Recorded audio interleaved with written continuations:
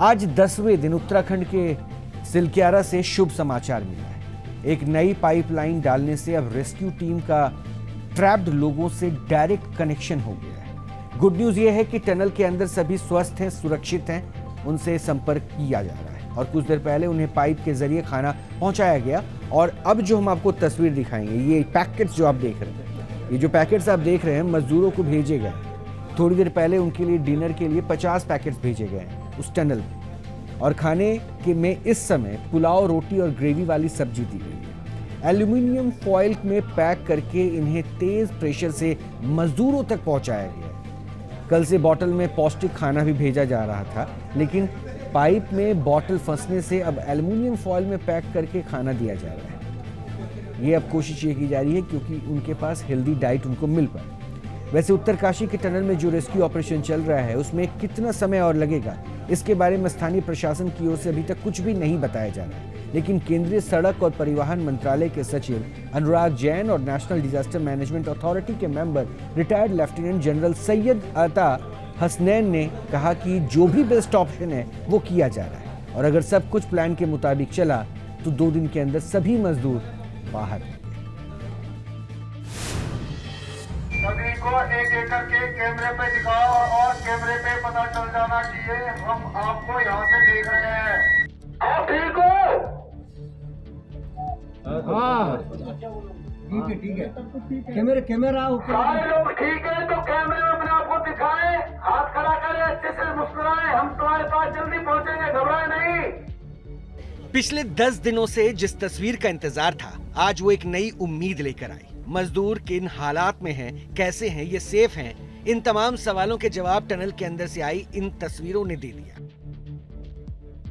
सभी को एक एक करके कैमरे पे दिखाओ और कैमरे पे पता चल जाना चाहिए हम आपको यहाँ से देख रहे हैं। मजदूरों के परिवार के लोग हताश हो रहे थे। जैसे जैसे समय बीत रहा था, उम्मीद टूट रही थी। रेस्क्यू करने वाली टीम को चिंता थी, अंदर के हालात कैसे हैं, कहीं कोई अनहोनी ना हो गई हो। लेकिन सिलक्यारा टनल के इस वीडियो ने परिवार वालों के साथ साथ रेस्क्यू टीम और उत्तराखंड की सरकार को भी नए उत्साह से भर दिया।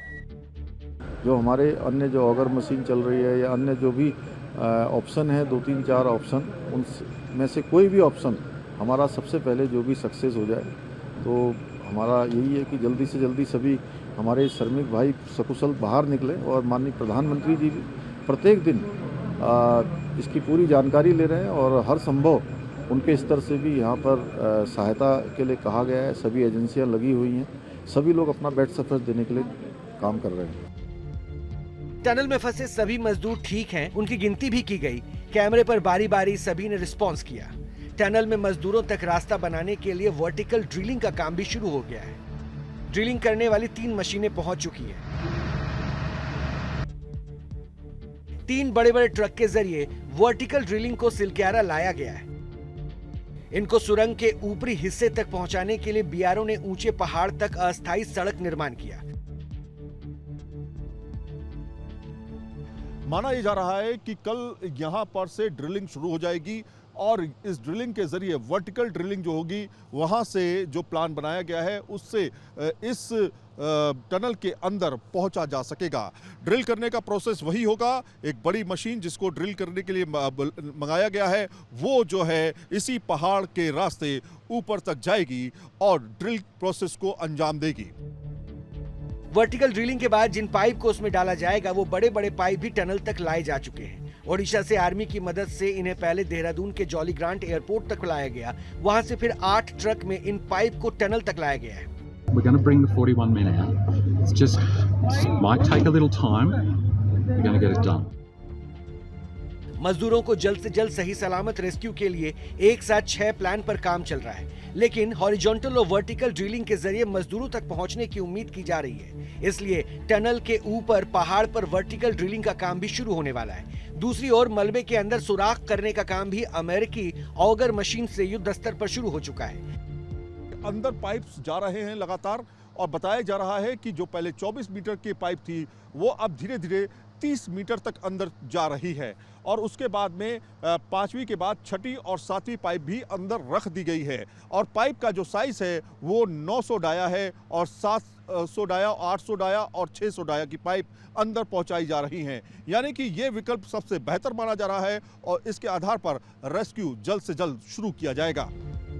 हॉरिजॉन्टल ड्रिलिंग का काम बेहद ही सावधानी से किया जा रहा है। अभी तक 900 mm, 800 mm और 600 mm की 6 मीटर लंबी लोहे की पाइप का इस्तेमाल किया जा रहा है। अभी तक 4 पाइप यानी 24 मीटर तक मलबे में सुराख किया जा चुका है। 5वीं पाइप को ड्रिल के जरिए लगाने की कोशिश जारी है। कुल 53 मीटर तक मलबा है। मजदूरों तक पहुंचने के लिए 60 मीटर तक पाइप डालना है। मलबे में ड्रिल कर इनमें पाइप को डालना कितना टफ टास्क है, इसे इस बात से समझ सकते हैं। 1 घंटे में 1 मीटर पाइप की ड्रिल होता है। अगर कोई रुकावट ना आए तो 5वीं पाइप के बाद अभी करीब 30 मीटर का हिस्सा बाकी है, यानी करीब 30 घंटे कम से कम अभी और लगेंगे।